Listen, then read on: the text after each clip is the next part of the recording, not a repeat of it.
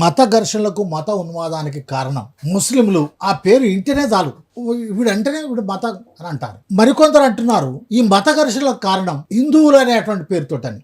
ముస్లింలు హిందువులను, హిందువులు ముస్లింలు అంటారు. ఏంటి అసలు? ఇప్పుడు అదే చెప్తున్నాను, శ్రమజీవుల్లో ఐక్యత ఉంటుందండి. నేను ఆర్టీసీలో చేసినప్పుడు ముస్లిం డ్రైవర్ ఉన్నాడు, హిందూ కండక్టర్ ఉన్నాడు, అందరం కలిసే బాయ్ బాయ్ అనుకుంటాం. మేము చేసేది కూడా దసరా చేస్తే వాళ్ళు వస్తారు, అలాగే గార్వి అని వాళ్ళు చేస్తారు, అప్పుడు మేము వెళ్తాం. క్రిస్టియన్స్ ఇప్పుడు క్రిస్మస్ చేస్తే అందరూ వెళ్ళి చక్కగా కేక్ తింటాం. అంటే సామాన్య ప్రజల్లో ఎవరిలో కూడా ఇవి ఉండవు. ఇంతకుముందు నేను చెప్పినట్టుగా పరిపాలన కోసం, వాళ్ళ యొక్క అధికారం కోసం, దానికోసం. ఇప్పుడు మనం బీహార్ ఎన్నికలప్పుడు నేను ముస్లింకి నేను ప్రతినిధి అని చెప్పుకున్న వాళ్ళు, హిందువులకి నేను ప్రతినిధి అని చెప్పుకున్నాడు.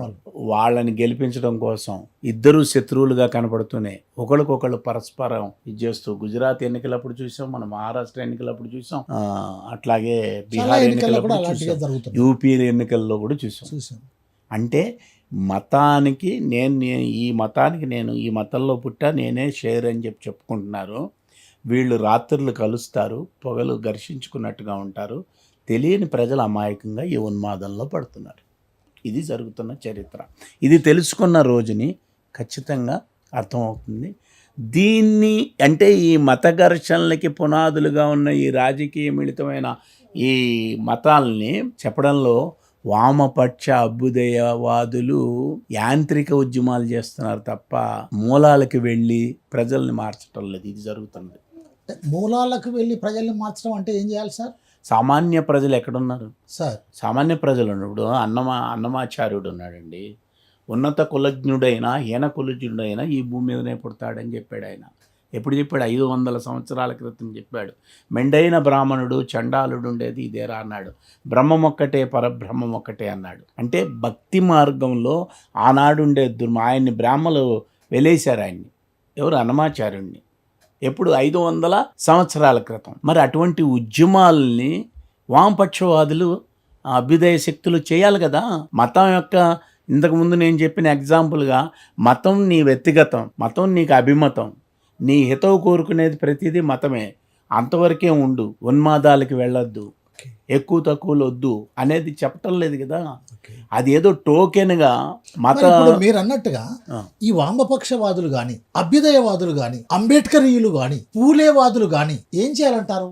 అంటే ఇప్పుడు పండగలు ఉంటాయి, ప్రజలు నిర్వహించే పండగలు ఉంటాయి. ఇప్పుడు సంక్రాంతి ఉందండి, అది మనకి వ్యవసాయ సంబంధించిన ఒకటి. దాన్ని మెల్లగా మకర సంక్రాంతి అని, ఈ ధనుర్మాసం అని రకరకాల పేర్లతోటి పురోహితులు సంక్రాంతి అంటే ఒక క్రాంతి అంటే ఒక విప్లవం, వ్యవసాయంలో వచ్చిన ఆ ఫలసాయాన్ని అందరూ కలిసి ఆ కుప్ప చుట్టూరా తిరిగే ఆ ఆనందకరమైన దాన్ని ఒక మతానికి.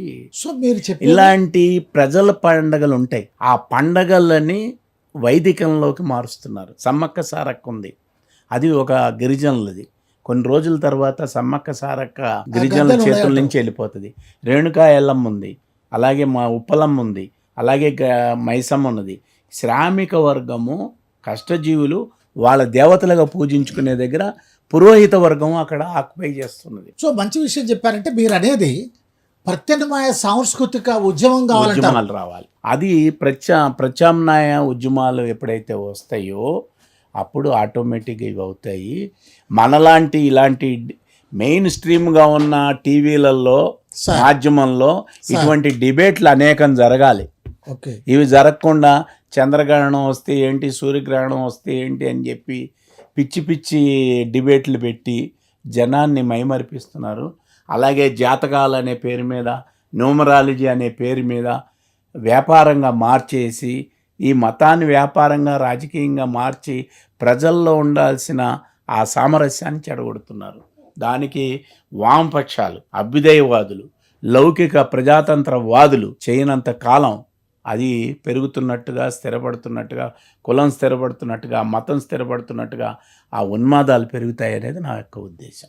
చాలా సంతోషం మూర్తి గారు. మీరు చెప్పినట్టుగా అభ్యుదయవాదులు, లౌకికవాదులు, ప్రజాతంత్రవాదులు, వామపక్షవాదులు, బహుజనులు వీళ్ళందరూ కూడా మీరు చెప్పినట్టుగా ఆలోచిస్తారు, ఆచరిస్తారు అని ఆశిద్దాం. కుల మత రహిత, కులోన్మాద మతోన్మాద రహిత భారతదేశాన్ని డాక్టర్ బాబాసాహెబ్ అంబేద్కర్ కళ్ళగన్నటువంటి రాజ్యాంగాన్ని ముందుకు తీసుకుపోవటానికి కాపాడటానికి అందరూ కూడా కృషి చేస్తారని ఆశిస్తూ